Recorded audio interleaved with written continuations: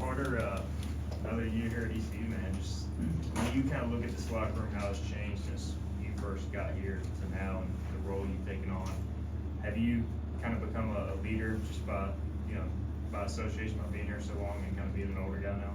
Absolutely, and learning from the guys that came before me. I've been blessed to play with a lot of great people and players, and just kind of taking little bits, things that they did well, and then also adding like my own kind of style to it, because not all the same. But yeah, definitely, it's a part of like a maturation process, I think. It's kind of growing and being more comfortable with who you are as a person. I feel like this team has always received a lot of spotlight, especially preseason polls and stuff like that. And now you're getting this individually. How have you handled this in the off season? Preseason awards don't mean anything. It's cool, it's something I can hang my hat on, I guess, a little bit. But at the end of the day, you don't win games based off preseason awards. You still got to go out there and play. And you don't play games for preseason awards. You play to win. Coach talked about adding some pitches to your repertoire this year. Can you tell us some things you worked on, I guess? Yeah. So I guess last year I was predominantly like a one pitch guy, and it worked. But to be the best version of myself, I needed to add a little bit more.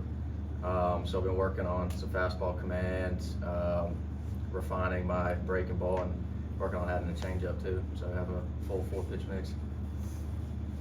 Going from, potentially relieving last year to being more of a full-time starter, depending on how the preseason goes, is there a mindset change there, or is it for you just still going out there and you focus on one pitch at a time, and where it ends is where where it ends as far as an outing? Yeah, there's definitely no mindset change. It's still the same. Going out there, do my job, give my team a chance to win. But the only difference is it's more of, I guess, you get like a week in between, outings. Get kind of like a set routine. Being a reliever, you're thrown into the fire whenever you're needed. But like I said, it's all about winning games. I don't really care what I do. For you, curious with that cutter last year, like how did that conversation come up with you and Coach Knight? Was it your idea, his idea? Because obviously you used it a lot. Yeah, so I actually learned it back when Coach Dietz was the pitching coach here. An old teammate, Parker Boyle, he's the one that showed it to me. And I kept kind of fiddling with it, working with it. And then over the summer, I went and played summer ball. And that's when I kind of realized that, this is actually like a really good pitch. And came back in the fall, and me and AK worked on it a little bit more and got to where it needed to be. And the rest is history. So when you work on a pitch like that, what does it take to get these other pitches into the mix that you also feel comfortable about? How's that process? Yeah, a lot of repetition and bullpens. Me and AK have a set routine kind of. Before I do anything else, I'm hammering glove side fastballs, because that's, in my opinion, the weakest part of my game.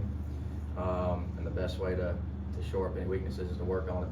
So before I do anything else, I hammer them probably 5, 7 glove side fastballs, and then from there kind of moving on and just kind of working on things. How are you liking the new way to call pitches this year with the whole watch thing? It's not as different as you might think, because we used to have the sign cards on your wrist. It's kind of the same, but I actually like it. I think it helps with the pace of play. What is you and Garrett's relationship like as two fifth-year guys? Y'all been here a while and have probably been through a lot of the same trials, tribulations. So what's y'all's relationship like? Brothers, honestly. We've been through it 5 years now.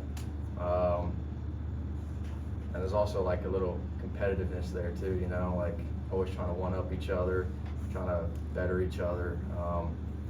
We had a bullpen the other day, and we're in there arguing a little bit, trying to just competitive. That's just kind of how it is between us.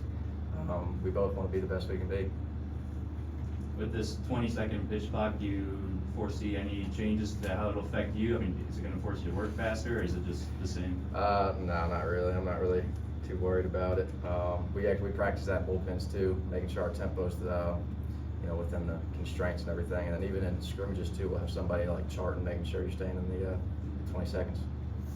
Carter, you and some of the other pitchers when the season ended could have gone and played elsewhere, and Coach said he was glad to have you back this year. And you, especially right after the season ended, you said, I'm coming back immediately.